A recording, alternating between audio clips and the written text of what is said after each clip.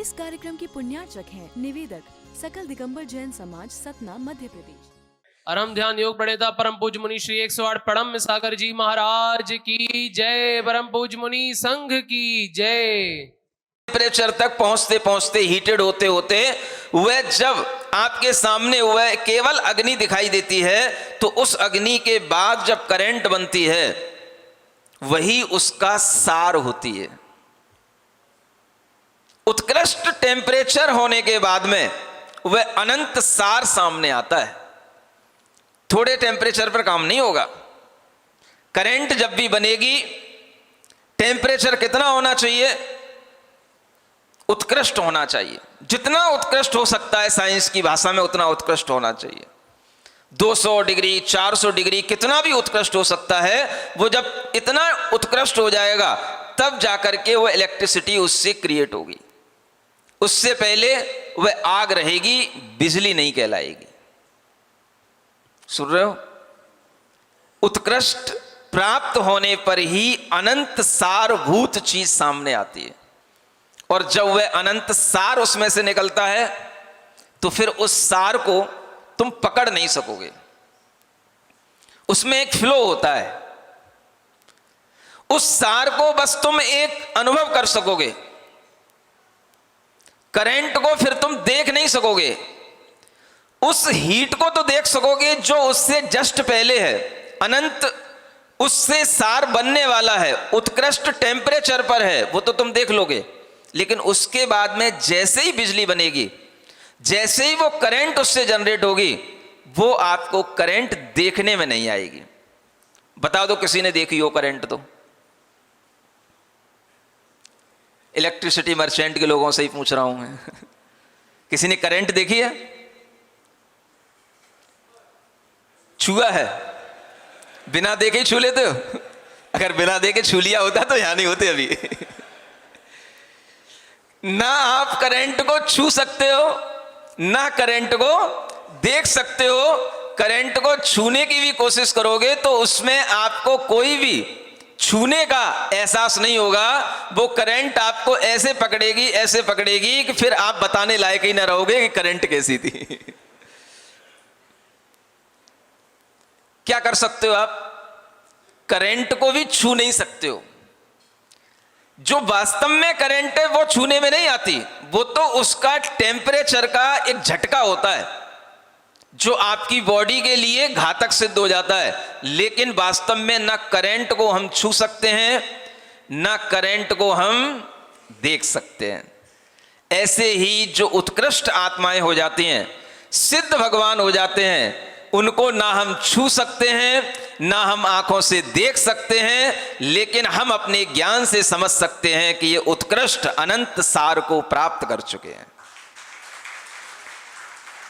ये सिद्ध भगवान का ज्ञान अगर आपके दिमाग में घूमेगा तो आपके दिमाग की करंट आपके जीवन को सही ढंग से चलाने में काम आएगी। जीवन तो चल रहा है लेकिन अभी करंट लगी नहीं आपको। कौन सी करंट?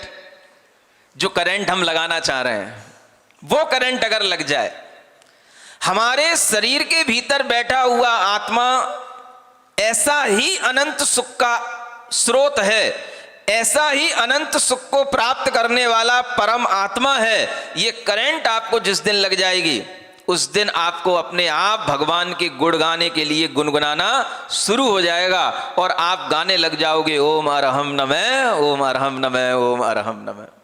सब भूल जाओगे। ये अरहम के नाम से भगवान को याद करना, सिद्धों के नाम से भगवान को याद करना, ये इसीलिए है कि कोई भी भव्य जीव अगर अपने आप को बार बार सिद्धों के स्मरण से जोड़ता है तो वो या तो अरहम अरहम अरहम पढ़ेगा या फिर नमो सिद्धाणम नमो सिद्धाणम नमो सिद्धाणम पढ़ेगा। ओम नमः सिद्धिभ्य बोलेगा, ओम सिद्धम नमः, ऐसा भी एक बहुत प्राचीन सूत्र मिलता है, ये बोलेगा। सिद्धों को याद करेगा। ये सिद्धों को प्राप्त करने के लिए एक बार अगर हमारे अंदर करंट जागृत हो जाए तो फिर इसका फ्लो बन जाता है। ये करंट लग नहीं रही है, ये भीतर से करंट जब लगेगी तो आपके अंदर अपने आप भावना आने लगेगी कि सिद्धों का सुख ही उत्कृष्ट है और किसी का दुनिया में उत्कृष्ट सुख नहीं होता है। हमें ऐसे उत्कृष्ट सुख की प्राप्ति करने के लिए जीना है, तो बस उसी जीने का नाम है अपने लिए जीना। समझ में आ रहा है श्रेणिक महाराज? किसके लिए जीना? अभी तो हम अपनी पत्नी के लिए जीते हैं, बच्चों के लिए जीते हैं, माता पिता के लिए जीते हैं, भाई बहनों के लिए जीते हैं। हम अपने लिए जी कहां पाते हैं? किसके लिए जीना? सिद्ध भगवान किसके लिए जी रहे हैं? जो हमारे आदर्श हैं वो किसके लिए जी रहे हैं? वो अपने लिए जी रहे हैं, अपने में जी रहे हैं। और हमें भी यही संदेश दे रहे हैं, अगर आपको हमारे जैसा सुख प्राप्त करना है तो आप भी थोड़ा सा अपने लिए जीने की कोशिश करो, अपने लिए भी जियो। इसे स्वार्थी जीवन नहीं कहते हैं, इसे परमार्थी जीवन कहते हैं। स्वार्थ में तो हम दूसरों के लिए कोई नुकसान पहुंचा करके जीने की कोशिश करते हैं, लेकिन जब हम किसी दूसरे को नुकसान पहुंचाए बिना पत्नी पत्नी रहे, माता पिता भी बने रहें, हम उनको भी देखते रहें, उनके लिए भी सब कुछ व्यापार आदि करते भी रहें, लेकिन फिर भी हम अपने लिए जीवन जीने का एक उद्देश्य बना लें, तो वो कहलाता है अपने लिए जीना।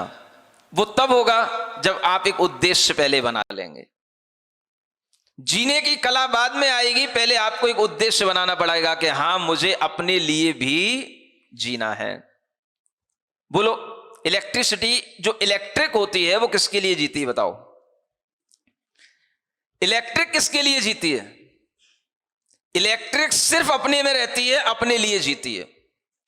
आप उसका जब यूज कर लोगे बल्ब के रूप में, लाइट के रूप में, कूलर के रूप में, तो वह आपने उसका यूज कर लिया, वो दूसरों के लिए यूज हो गया, लेकिन वो जी किसके लिए रही है? उसका जीवन किसके लिए है? अपने लिए। यूज किसी भी रूप में हो सकता है, लेकिन वास्तव में जीवन जब अपने लिए होता है तो वह अनेक रूपों में वो काम आती है, अनेक रूप उसके सामने आ जाते हैं। लेकिन जीवन पहले होना चाहिए किसके लिए? अपने लिए। वह अपने लिए जो जीने लगेगा वह फिर उत्कृष्टता को ध्यान में रखेगा, और जिसके सामने उत्कृष्टता आ जाती है वह फिर क्षुद्र बातों में पड़ता नहीं है। उत्कृष्टता बस समझ में आनी चाहिए, हमारा सुख किसमें है। दो संत थे, संत महात्मा, आप समझते हो ना? सामान्य से संत महात्मा की जैसी चर्चा होती है, निर्ग्रंथ गुरु के अलग कहते हैं हम, संत महात्मा अलग चीज है। समझ आ रहे हो ना? जो कुछ साधना कर रहे होते हैं। दो संत थे, अब वो एकांत स्थान पर बैठ करके कुछ अपनी साधना कर रहे थे, अपने लिए जी रहे थे। यूं कहने का मतलब क्या कर रहे थे? अपने लिए जी रहे थे। दूर उन्होंने शहर के बाहर एक अपनी छोटी सी कुटिया बनाई, वहां पर बड़े शांति से जीते थे, और उनके उस जीवन की जो शैली थी, जो ढंग था, उससे प्रभावित होकर के लोगों में चर्चाएं होती थी, देखो जीना हो तो ऐसे सीखना चाहिए, कैसे जिया जाता है, अपने लिए जीना कैसे होता है। जाओ उन संतों के पास जाओ, सीखो, तब पता पड़ेगा कि अपने लिए कैसे जीना होता है। किसी से कोई मतलब नहीं, जो भी अपने जीवन के लिए थोड़ा बहुत उपयोगी है वो खा पी लिया, पहन ओढ़ लिया, कुछ भी किसी से ना राग है ना द्वेष है। कहीं दूर बैठ करके दो संत महात्मा अपना जीवन जी रहे हैं, और वह जीवन देखते हुए, चर्चा होते हुए, नगरवासियों के माध्यम से वो चर्चा राजा के पास पहुंच जाती है। किसके पास पहुंच गई? राजा के पास। जब राजा के पास चर्चा पहुंच गई और राजा को लगा कि ये लोग हमसे ज्यादा सुखी हैं, ऐसा नगरवासी चर्चा कर रहे हैं, भैया राजा से बढ़कर के सुखी कौन हो सकता है? तो राजा के मन में आया कि चलो अपन भी देखने के लिए चलते हैं। किसे देखने चलते हैं? जिन संतों की चर्चा चल रही है, ये बड़े सुखी हैं, उनको देखने के लिए चलते हैं। अब जब राजा चलेगा तो क्या होगा? आगे पीछे बहुत सारा लश्कर होगा उसके। लश्कर समझते हो ना? राजा आ रहा है, राजा आ रहा है, राजा आ रहा है। कब आ रहा है भैया? 4 दिन बाद आएगा। अरे उन संतों के कान में बातें पहुंचने लग गई, राजा आ रहा है, राजा आ रहा है, 4 दिन बाद आएगा, ये तैयारियां वो तैयारियां, ये लोग वो लोग। उनका तो दिमाग ही खराब होने लग गया। बोले अपन यहां पर शांति की साधना कर रहे थे, अपन यहां पर शांति से बैठे थे, अपन यहां पर अपने लिए जी रहे थे, ये राजा ने क्या तूफान खड़ा कर रखा है? हमें क्या लेना देना राजा से? उन दोनों के मन में विचार आया, राजा यहां देखने आ रहा है, लोग बता रहे हैं राजा अपनी शांति देखने आ रहा है, अपना सुख देखने आ रहा है, राजा यहां अपने को देखने आ रहा है, और अगर उसको देखने के बाद में कहीं अच्छा लग गया तो क्या करेगा? या तो राजा कहेगा तुम मेरे राज्य में चलो, या फिर वो बार बार यहीं पर आकर के अपने को परेशान करेगा। और फिर जो है एक बार राजा के आने के बाद में अगर वह राजा ने कहीं प्रशंसा कर दी और लोगों के लिए कह दिया कि हाँ ये वास्तव में बहुत अच्छी शांति और सुख देने वाले लोग हैं, तो यहां पर अपनी शांति तो चली जाएगी। सुन पा रहे हो क्या कह रहा हूं मैं? संत दोनों क्या सोच रहे हैं? राजा आ रहा है, राजा आ रहा है, ये ठीक बात है, दुनिया के लिए राजा होगा, हमें क्या लेना देना राजा से? और राजा यहां आकर के हमें क्या देगा और हमें उससे क्या लेना? और एक बार अगर राजा यहां आने लग गया और बार बार अगर कहीं वो आने लग गया तो हमारे लिए तो और अशांति हो जाएगी। जिसने एक बार भी अपने अंदर उत्कृष्टता का भाव कर लिया वो फिर नीचे गिरने की इच्छा नहीं करता। कोई भी उसके पीछे हो, कोई भी उसके आगे हो, उसे उससे कोई मतलब नहीं होता, और वह सोचता है मेरी शांति, मेरा सुख, उसमें किसी तरह का व्यवधान नहीं पड़ना चाहिए। अब उन दोनों संतों ने सोचा क्या करें? राजा आएगा, देखेगा, बहुत नाम सुन रखा है और अपना नाम सुन रखा है, और अपनी अगर प्रशंसा करेगा बाद में जाकर के तो फिर यहां पर लोगों का तांता लग जाएगा आने का। अपन जिस उद्देश्य से यहां बैठे थे वो तो सब खत्म हो जाएगा। क्या करें? अब राजा से मना भी नहीं कर सकते, राजन यहां मत आना, यहां भीड़ मत लगाओ, यहां हमें डिस्टर्ब मत करो, ऐसा भी नहीं कह सकते। क्या किया जाए? दोनों ने विचार किया, बोले चिंता नहीं करो, राजा आ रहा है, उसे आने दो, और राजा के सामने अपन ऐसा प्रेजेंटेशन देंगे जो राजा को भी फिर लगेगा कि वास्तव में अब यहां पे दोबारा नहीं आना चाहिए। तो क्या करें? अपन राजा से तो बुरा भला बोल नहीं सकते, राजा से तो कुछ गलती कह नहीं सकते हैं। तो जब राजा उनके सामने पहुंचा, राजा उन दोनों संतों के सामने आया, तो दोनों वे संत आपस में लड़ने लग गए। क्या करने लग गए? क्या क्या लड़ने लग गए? जैसे ही राजा के सामने आए या राजा उनके सामने आया तो वो संत एक दूसरे को लड़ने लग गए, बुरा भला कहने लग गए। तू बड़ा ज्ञानी बनता है, इतने दिनों से मैं तेरे साथ रह रहा हूं, देख लिया मैंने तेरा ज्ञान कितना है। तो दूसरा भी कहता है मुझे भी पता है तेरा ज्ञान कितना है, तू अपने आप को बहुत ज्ञानी समझता है, तुझसे ज्यादा ज्ञान तो मेरे चेलों के पास में है। इस तरह की भाषाएं वो उस समय पर बोलने लग गए। समझ आ रहा है? थोड़ा आप तो और अच्छा बोल सकते हो, हम वैसा नहीं बोल पाएंगे। जब आपस में लड़ना होता है तो फिर आपकी भाषा क्या होती है?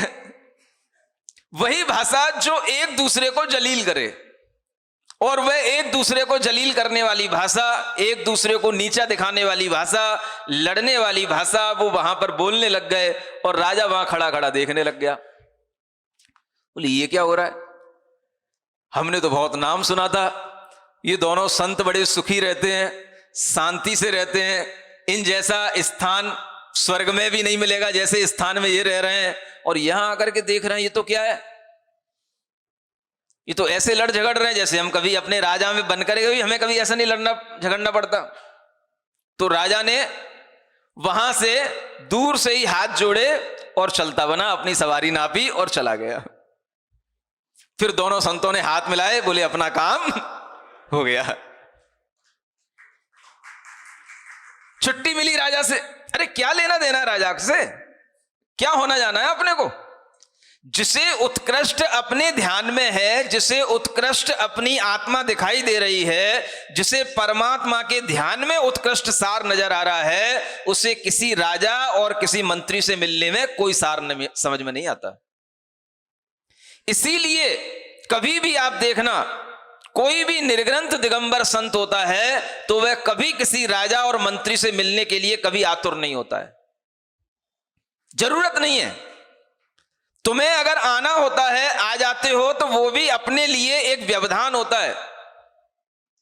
जो वास्तव में अपनी आराधना करने वाला होता है उसे कभी किसी की आराधना की कोई जरूरत नहीं होती है, किसी की प्रशंसा की कोई जरूरत नहीं होती है, कोई लोक ख्याति की भी जरूरत नहीं होती है। और वही व्यक्ति उस उत्कृष्ट को पाने की इच्छा करता है।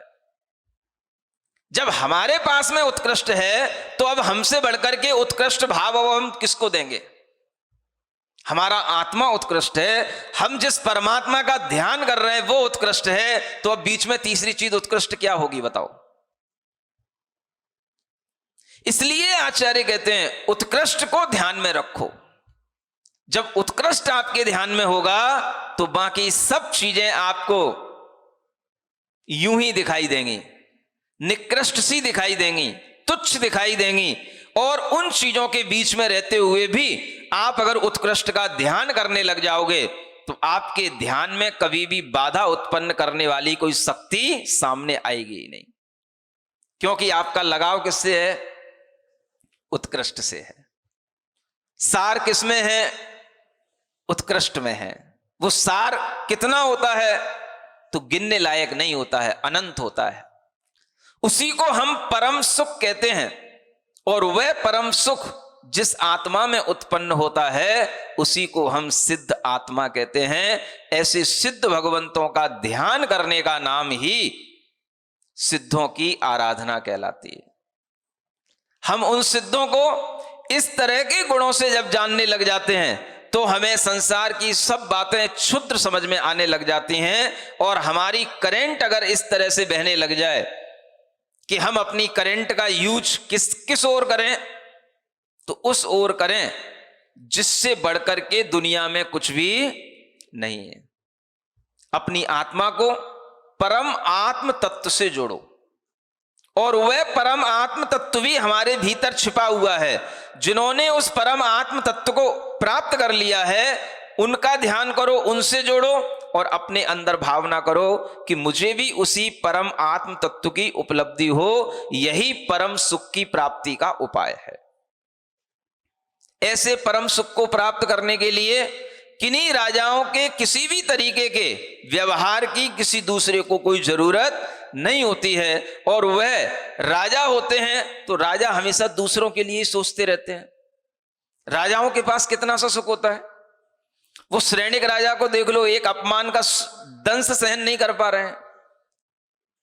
सुन रहे हो? बुराई नहीं कर रहा हूं, वास्तविकता बता रहा हूं। अगर आप श्रेणिक बन करके आए हो और आपको कोई तवज्जो ना दे तो आप बाहर जाकर के क्या कहोगे? बोलो क्या कहोगे? कहोगे आज हमारा आना सार्थक हुआ? नहीं कहोगे ना। राजा के अंदर ये अभिमान होता ही है, और उस अभिमान को कोई भी थोड़ा सा ठेस पहुंचाता है तो राजा उससे अपनी दुश्मनी बना लेता है। ये राजा के लक्षण होते हैं। सुन रहे हो? जो अपने अभिमान में दूसरे को न देखे, और अगर दूसरा कभी उसके लिए थोड़ी सी इंसल्ट कर दे और फिर वो सोचे समय आने पर इससे बदला लूंगा, ये राजा के लक्षण होते हैं। अब वो राजा किस बात का बदला ले रहा है? केवल एक बार उसे उस गांव के मुखिया ने भोजन पानी नहीं कराया, इतने में वो राजा बिगड़ गया। और तब से कितनी परीक्षा ले चुका, कितने दिन हो गए? आप लोग भी तंग आ गए होगे, अब तो नहीं आए?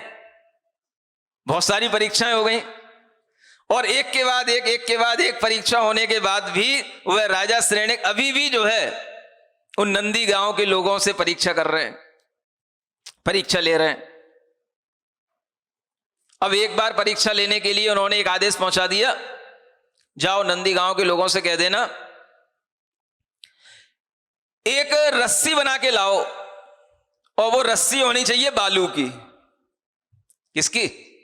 बालूशाही की नहीं, किसकी रस्सी होनी चाहिए? बालू की। अब भाई बालू की रस्सी कैसे बनेगी? बालू कहां ठहरती है? यही जो बालू, धूल की, कणों की बालू जो सैंड होती है, इसी बालू की रस्सी बना के लाओ। अब गांव के लोग परेशान हो गए, नहीं बना के लाओगे तो गांव छोड़ो। फिर परेशान होकर के पहुंचे कहां? अभय कुमार के पास। आप ही हमारे अन्न देवता हो, आप ही हमारे स्वामी हो, आप ही मेरे प्राण रक्षक हो, आप ही इस गांव को बचा पाओगे उजाड़ने से। आपके सामने फिर एक प्रार्थना लेकर के आया हूं। तो उस समय पर अभय कुमार ने भी सोचा, ये कितनी बार इनकी परीक्षा में इनके लिए युक्ति बताई जाएंगी। उस समय पर अभय कुमार ने उनसे कहा कि देखो, अब की बार तुम राजा के पास जाओ तो एक बार थोड़ी सी नम्रता से निवेदन करके आना, क्योंकि जो अभिमानी होते हैं वो नम्रता से ही वश में किए जा सकते हैं, और जो जितने बड़े पद पर होगा वो उतना अभिमानी भी होता है। राजा अभिमान के कारण से तुम्हें परेशान कर रहा है, और उसके अभिमान से अगर तुम्हें बचना है तो उसकी थोड़ी प्रशंसा करना, नम्रता से उसके सामने पेश आना और कहना, राजन अब हमारे लिए जो कष्ट बार बार आते हैं इनसे अब बचाओ, इनको अब रोको, बहुत हो गया है, गांव के लोग परेशान हो गए हैं। आप लोग तो नहीं हो गए? आपको तो सुनने में मजा आ रहा है, दूसरों की परेशानी सुनने से बढ़ के आनंद और क्या हो सकता है आपको? वह अभय कुमार ने कहा कि देखो, अब की बार जाओ तो राजा से कहना, बालू की रस्सी तो हम बना लेंगे और आपके सामने पेश कर देंगे। राजन आप क्रोधित नहीं होना, मुझे अपने नगर में एक ऐसी रस्सी नमूना के लिए दे दो, और उसी को देख करके मैं दूसरी रस्सी बना करके आपके पास में ले आऊंगा।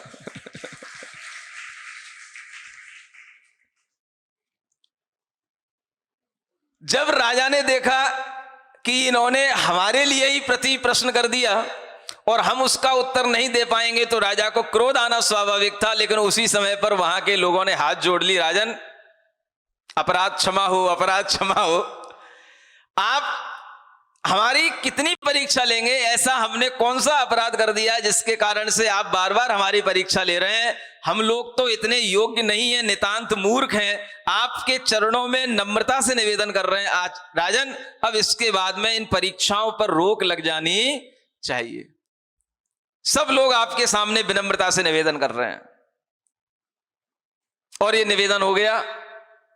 राजा के सामने निवेदन होने के बाद भी सब लोग चले गए, और सब लोगों ने सोचा कि चलो अब राजा हमारी बात को नम्रता से, हमारी नम्रता को स्वीकार कर लिया है, राजा अब हमारे लिए कोई भी कष्ट अब दोबारा नहीं देगा, अब कोई परीक्षा हमारे लिए नहीं होगी। और इस तरह से वो निश्चिंत होकर के 2, 4, 5 दिन रुक पाए, जी पाए, और फिर एक आज्ञा आ गई राजा की।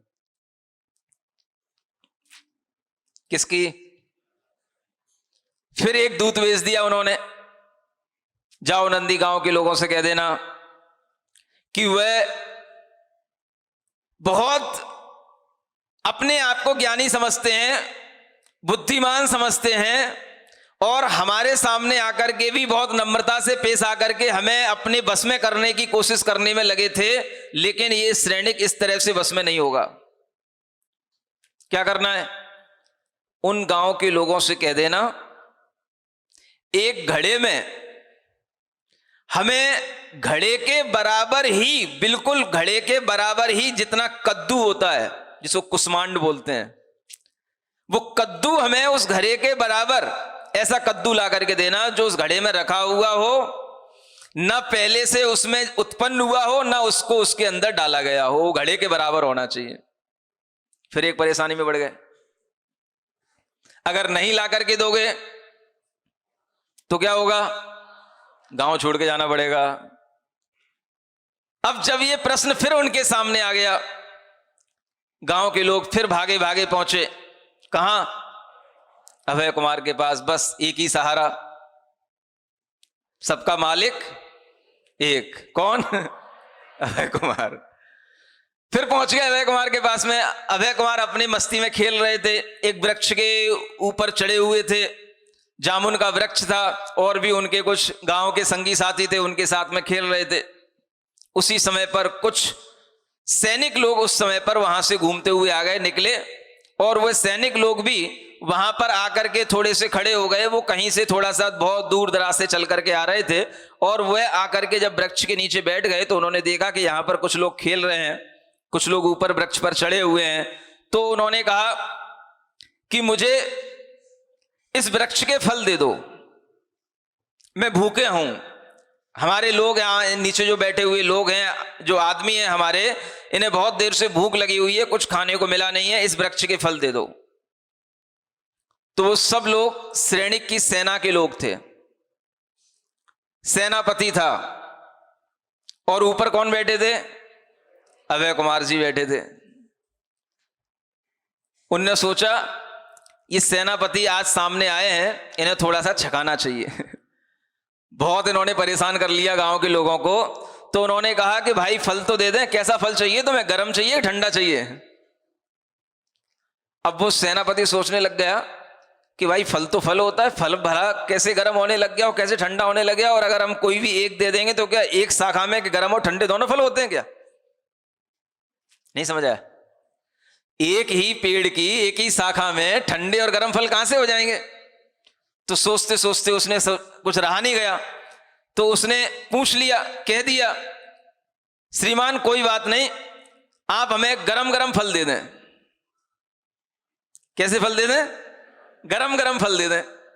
अभय कुमार ने वहां से जो फल थे उन फलों को तोड़ करके पहले तो उन्हें अच्छी तरह से हाथों में घिसा, और फिर वहां पर बगल में तपती हुई गरम बालू पड़ी हुई थी, और उस बालू में उनको फेंक दिया और कह दिया जाओ वहां से उठा लो, वे फल खा के देख लो। वो फल उठाए और वे सब बिल्कुल तच रहे थे, बिल्कुल गरम गरम हो गए थे। वो सब गरम गरम फल उन्होंने हाथ में लिए तो वो उनसे खाए नहीं गए, बोले इतने गरम फल हो गए, इतनी बालू वहां पे तप रही थी। तब उन्हें समझ में आया जिस व्यक्ति से मैं बात कर रहा हूं वो व्यक्ति कोई विशिष्ट समझ में आ रहा है। और उन्होंने पूछा आसपास के लोगों से कि भाई इस व्यक्ति का नाम क्या है? तो उन्हें पता पड़ा इसका नाम अभय कुमार है। और उन सब सेनापति सब लोगों को पता था कि सैनिक के पुत्र है, और उस सैनिक के पुत्र का नाम अभय कुमार है। तो सब लोग उस अभय कुमार के चरणों में गिर करके प्रणाम करने लग गए, और फिर सब लोगों ने जाकर के, सेनापति लोगों ने जाकर के, तब जाकर के राजा सैनिक को यह समाचार सुनाया, ये नंदी गांव के लोग इतने बुद्धिमान नहीं है, वहां पर आपके पुत्र अभय कुमार रह रहे हैं, उसके कारण से ये लोग आपकी परीक्षा में सफल हो रहे हैं। ये जाकर के उन्होंने उस राजा को सुना दिया। समझ में आ रहा है? राजा ने जब अपने पुत्र के बारे में सुना तो स्नेह उत्पन्न होना स्वाभाविक है, और वह स्वाभाविक स्नेह उन्हें क्या कराता है, आगे किस ओर ले जाता है, ये तो आपको आगे बाद में बताएंगे। लेकिन आपके अंदर ये भावना बलवती रहनी चाहिए, ये भावना आपके अंदर उत्कृष्टता के साथ में रहनी चाहिए कि हमें अपने जीवन में सुख की प्राप्ति का एक उत्कृष्ट लक्ष्य देखना चाहिए, और जो कोई भी लक्ष्य हमारे सामने हो उसमें उत्कृष्ट सुख की खोज करके उससे हमें अपना संबंध भक्ति भावना से जोड़ना चाहिए। ठीक है? तो आप किसी भी तरह के परमात्मा को माने, इससे कोई प्रयोजन नहीं है। बस आपको उस परम आत्मा में क्या दिखना चाहिए? उत्कृष्ट सुख दिखाई देना चाहिए, और उसी उत्कृष्ट सुख की अपने अंदर इच्छा करनी चाहिए। ऐसा भाव अगर आप रखेंगे तो आपको कभी ना कभी सिद्धों के सुख की भी उपलब्धि होगी। बोलिए महावीर भगवान की। नमोस्तु भगवान। आपने भक्ति का रस एक शब्द में भी बता दिया, तो बड़ी बड़ी पूजा करने की गिनती लोग क्यों करते हैं? बड़ी बड़ी पूजा करने की गिनती लोग क्यों करते हैं? बड़ी बड़ी पूजा इनकी लोग क्यों करते हैं? किनकी? सिद्धों की। अच्छा, गिनती क्यों करते हैं? हम समझे विनती क्यों करते हैं। बड़ी बड़ी पूजा करने की, गिनती करना, बड़ी बड़ी पूजाएं करना, ये सब अपने मन को समझाने के लिए करते हैं, है ना। क्योंकि ये एक शब्द में रह करके बहुत देर तक रुक नहीं सकते हैं। सामान्य व्यक्ति का ये मनोभाव होता है कि वह कभी एक अक्षर पर, एक शब्द पर, एक भाव में टिकता नहीं है। इसलिए उसके अंदर ये भाव आता है कि हम बहुत सारी बातें भगवान से करके, बहुत सारी पूजाएं भगवान से करके हम अपने अंदर भक्ति के भाव को प्रकट करें। इसीलिए आप समझना, पूजा से ज्यादा फलवान, पूजा से ज्यादा फलदायक भगवान का ध्यान होता है। ये सब शास्त्रों में लिखा हुआ है। ध्यान हम कर नहीं पाते क्योंकि ध्यान में हमें एक से टिकना होता है, एक भाव पे टिकना होता है, एक विचार पर टिकना होता है, और हम एक पे टिकने की हिम्मत नहीं रखते हैं। इसलिए हम बहुत सारी मोटी मोटी किताबें, मोटा मोटा, बड़ा बड़ा मांडला, बड़े बड़े आयोजन करके हम भगवान की पूजा करने के लिए तत्पर हो जाते हैं। ये हमारी कमजोरियां होती हैं, लेकिन ये सब कमजोरियां हमें किस ओर ले जाती हैं? ले उसी ओर जाती हैं। चलो, तुम बड़े एक चीज पर नहीं टिक पा रहे हो तो क्या करो, जो बहुत सारी चीजें उस पर टिको। जैसे हमने आपको अग्नि का उदाहरण दिया था, वह अग्नि की लौ जहां तक निकलती है, उस लौ पर अगर हम पहुंच नहीं पा रहे हैं, वहां तक हमारा पहुंचना नहीं हो रहा है, तो जहां पर बहुत सारी अग्नि निकल रही है, हम उस अग्नि से अपना काम चलाने की कोशिश करते हैं। तो पूजा उसी बहुत सारी अग्नि की तरह है, और ध्यान उस अग्नि की लौ की तरह है, जो एक बार उत्पन्न होती है, फिर बार बार नहीं उत्पन्न होती है। ठीक है ना। एक और महाराज जी, क्या ऐसा भी हो सकता है पाप प्रकृति का उदय जो बाद में आना था, वो भी तप करने से थोड़ा कम अनुभाग में जल्दी उदय में आ जाए?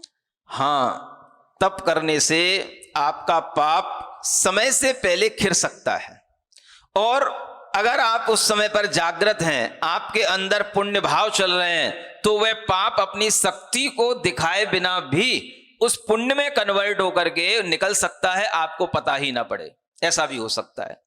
इसीलिए जब कोई घटना हमारे सामने ऐसी कोई बड़ी रूप में होनी होती है और वह कभी एक छोटे से रूप में निकल जाती है, तो समझना चाहिए कि एक बड़ा पाप हमारे सामने छोटे से रूप में टकरा करके निकल गया। समझ आ रहा है? कभी जब आपकी गाड़ी से कोई दूसरी गाड़ी बगल से सट के निकल जाती है और थोड़ा सा आपका मान लो बाहर का शीशा भी टूट जाता है, या बाहर की गाड़ी पे थोड़ी सी खरोंच आ जाती है, तो उस समय पर आप गुस्सा करने लग जाते हो, देख के नहीं चलता है, देख के नहीं चलाता है। हो सकता है कि वह एक जो बाहर खरोंच आई है वो खरोंच के ही रूप में निकल गई। हो सकता है कि उस समय पर कोई बड़ा एक्सीडेंट होना था, हो सकता है कि वो एक्सीडेंट इतना बड़ा होता कि गाड़ी पूरी की पूरी चकनाचूर हो जाती, लेकिन आपके पुण्य भावों के कारण से वह पाप हल्के में निकल गया, क्योंकि आपने पुण्य भाव धर्म साधना करके किया। आप राजा श्रेणिक बने, आपने श्रेणिक बन करके भगवान की दिव्य देशना सुन करके भी बहुत पुण्य अर्जित किया है। और जितने भी लोग भगवान की दिव्य देशना को किसी भी रूप में सुनते हैं, चाहे ऑफलाइन सुने चाहे ऑनलाइन सुने, उनके भी पाप इसी रूप से पुण्य में कन्वर्ट होकर के निकल जाते हैं। इसलिए सुनते रहिए।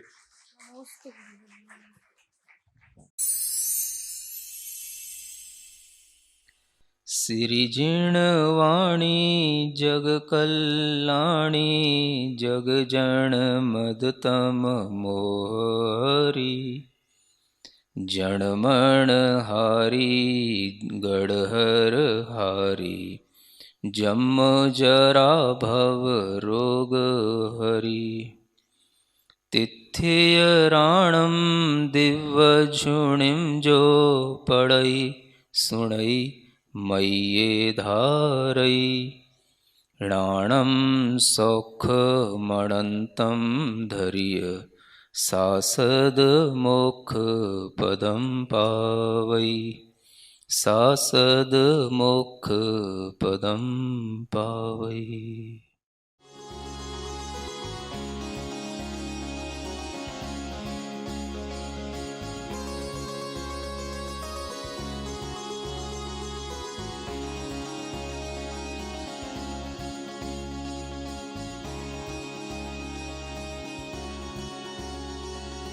इस कार्यक्रम के पुण्यार्चक थे। निवेदक सकल दिगंबर जैन समाज, सतना, मध्य प्रदेश।